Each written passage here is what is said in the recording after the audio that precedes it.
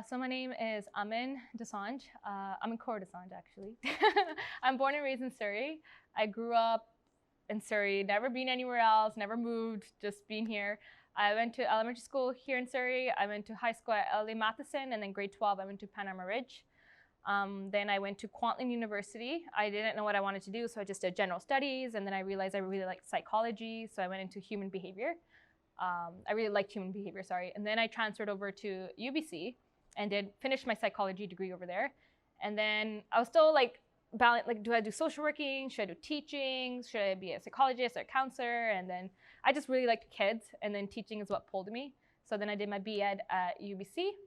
And now I am currently at my second year teaching as a grade 6-7 teacher with the Surrey School District. Yeah, I've grown up speaking Punjabi. My family, I live with my mom and dad. I'm the eldest, and I have a younger sister, and I have a younger brother. Me and my brother are 9 years apart. Me and my sister are 4 years apart. So siblings, we speak English with each other, but my parents, I speak Punjabi with them. They never forced us to speak Punjabi. It's just like how I felt. I always just felt respectful speaking in Punjabi. And yeah, Punjabi I just learned naturally through my parents through conversation. It was my first language. My mom's side, my mom actually came to Canada when she was 16. My mom came really young. So my mom had really good English. My dad learned English too because he learned it in India. So it's not like they didn't have any English. They knew English. And then my mom's side's very, very modern. They would speak more English than Punjabi. But the parents would speak Punjabi, but then the kids, we all spoke English with each other, right? As siblings, me and my sister, we always spoke English as well. Punjabi, yeah. So I know how to speak it with my parents. But learning how to read, reading and writing, my parents took me out. They took me to a place called Guru Nanak Academy, and I was there for about 5-ish years. Yeah. So they taught, like I would go to Kirtan class, I would go to Punjabi class, I'd go to Gatka class, and it was just something we went extracurricular, like after school. It was never forced. We wanted to go. Me and my sister went. And yeah, we learned how to read and write, and then we learned how to read our spiritual, our holy scripture, Guru Granth Sahib Ji, as well. So I learned how to read Bani, which was awesome. So it was just like I learned how to read and write, and then I took it in high school. So I was like prepared, I already knew. It was like easy for me because in high school it was beginner level as well. It was just vocabulary, ura, ada, vowels, words, and things like that. And then I also did Punjabi in university. The first one was more of an elective I kind of took, and I was like, oh, cool, Punjabi and university, this is cool. And then the second one was a little upper level. That one was a challenging. I learned a lot, how to feminine, masculine, conjunctives, obliques, things like that, things I had never heard of in my entire life. When I saw my first Punjabi teacher in high school, like I was excited. I was like, oh, that's so cool. I can't wait to take Punjabi with her, another Punjabi role model kind of thing. I wasn't wanting to be a teacher back then at that age, but it was cool to see someone other than from your own community being in the work field, if that makes sense. So that was neat to see. Cool. Like every Punjabi kid wanted to be in it because we felt like, oh my God, we have a class for us, right? I never had it in elementary school. Punjabi 11, I was so excited to take it. I loved it. I loved the teacher. The teacher there was awesome. She was so passionate about what she was doing. We learned a lot. She didn't also just talk about the language. She also talked about cultural issues, and she's the one that told me the whole dialects thing, and the map, and the partition, like the history, and it was so cool. Like she was awesome.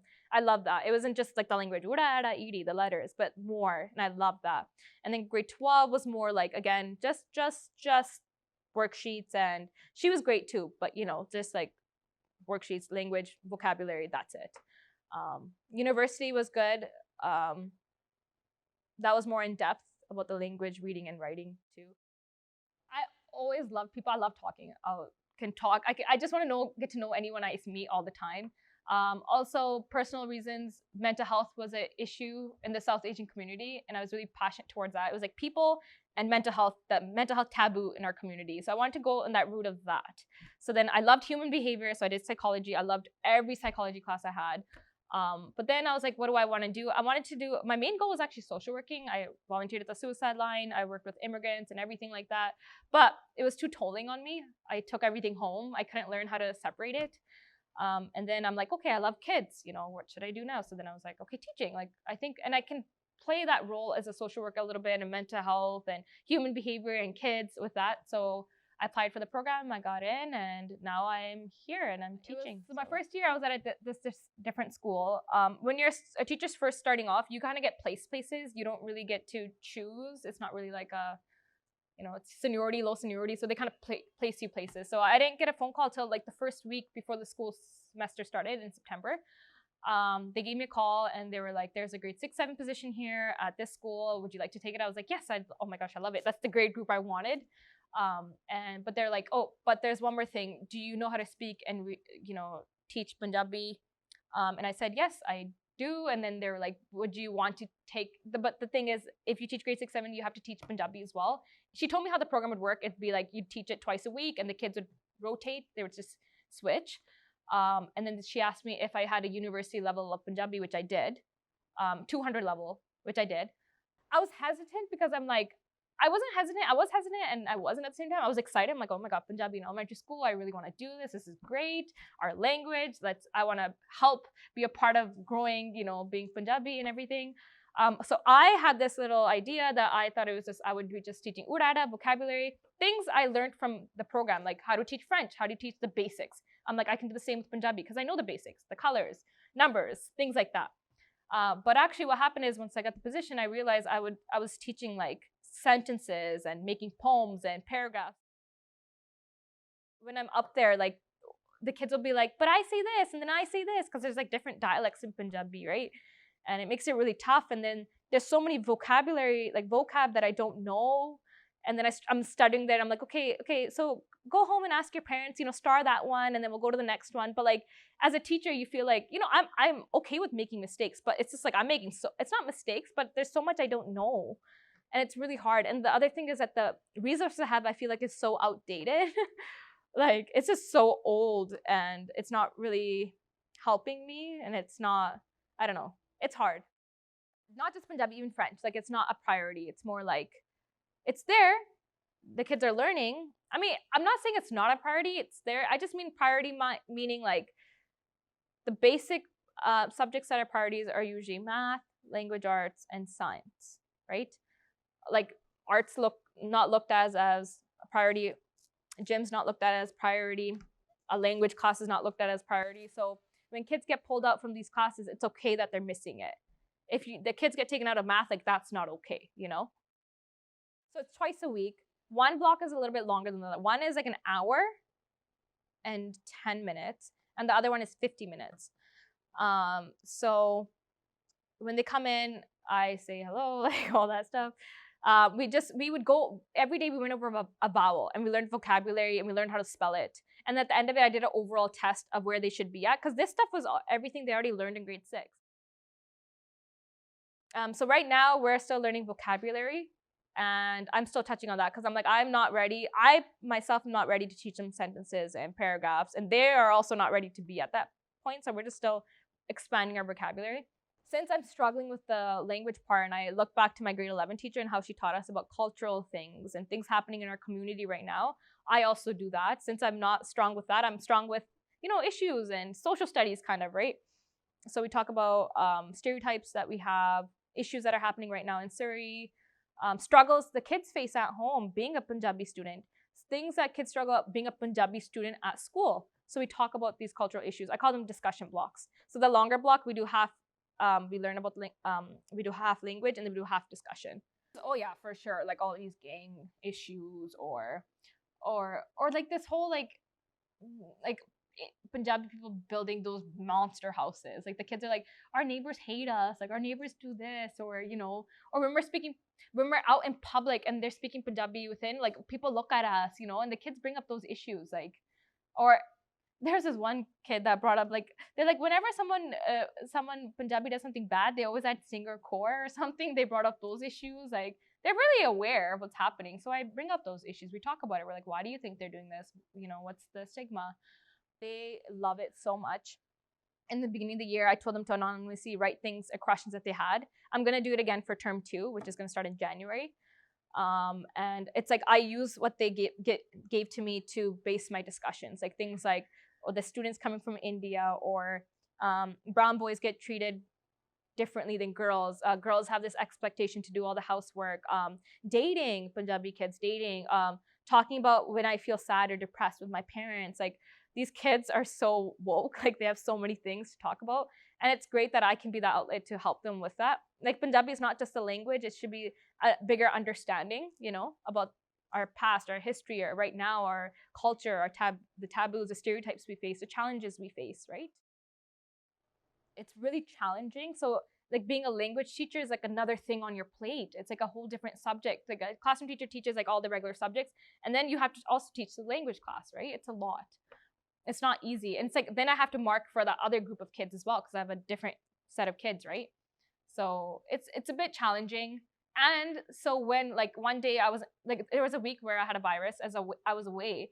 I had a TOC, actually not always a TOC because the admin got pulled in one day. Like they don't know how to speak Punjabi or teach Punjabi. There's no Punjabi teacher or Punjabi substitute teacher or a lot of people that are equipped to teach Punjabi. So those days they don't do Punjabi. It's like the TOC will do something else with them because I'm not there. You know, whereas people can teach math, science, and things like that.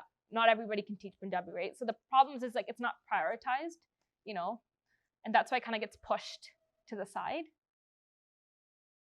It's who you are. Like I just feel like it's important to learn that. Like Canadian history, we know it because we're Canadians, right? We're Punjabi, that's our identity. We should know our language. We should know our mother tongue.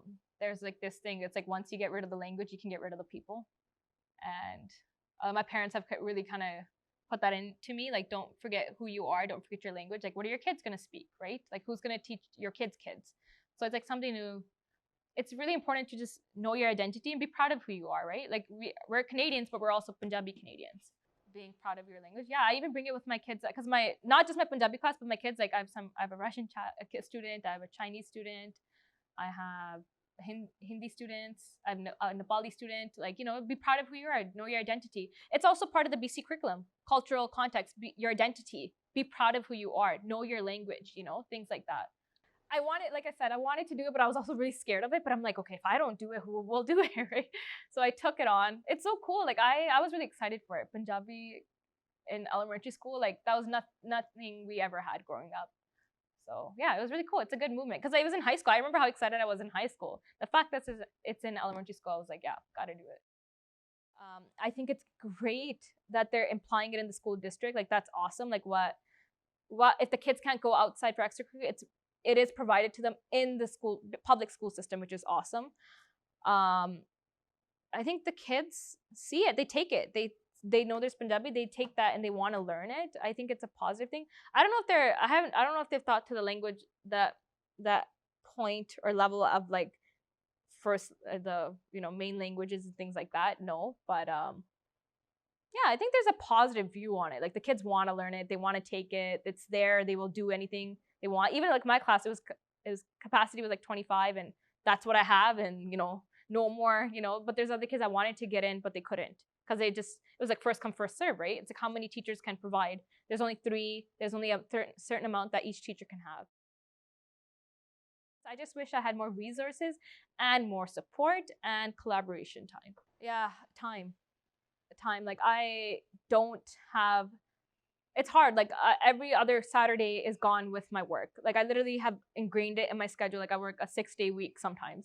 Because Saturday would just be marking, updating, assessing. Okay, so this student's struggling with this. How can I help them with this? Like my other priorities are like how to make this student succeed, right? That's gonna be like on my own. Like I need to take on my own time to go find resources, to go do things, right? No one is giving me support, if that makes sense. So I gotta go do it on my own.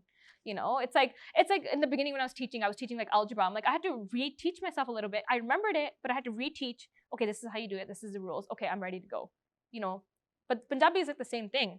I have to, before I do the worksheet, I have to go see and make sure I know all the vocabulary before I teach it. Some of it I don't know, and I'm like quickly running to the teacher, like, what does this word mean? Or I'll ask my mom and dad, what does this word mean? Like, it's a lot of my own time. That's the biggest problem, is time and resources.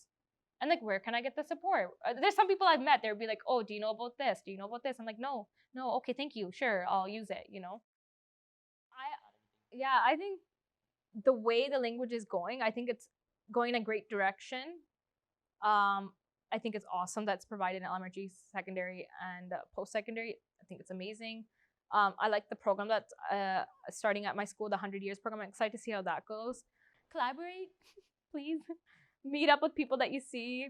If there's admin or people at bigger positions, like please provide time for people in language departments or any department to collaborate with each other. Like this job is all about working together and sharing ideas. Like you can't do this job alone. I also wish that, like I said before, I wish they could give us like a list of resources. Hey, look at this, try this. I just have this one binder. That's not enough. When I teach math, I don't use one binder. I have like 20, 30 different binders of math with different subjects and everything.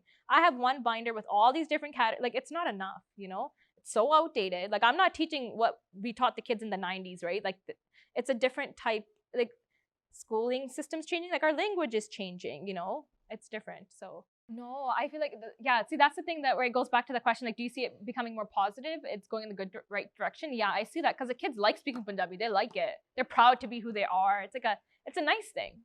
It's good. And I feel like, I know that sounds weird, but I feel like, not weird. Sorry. I feel like the reason why they feel that is because the Punjabi program is available at their school. It starts from that, right?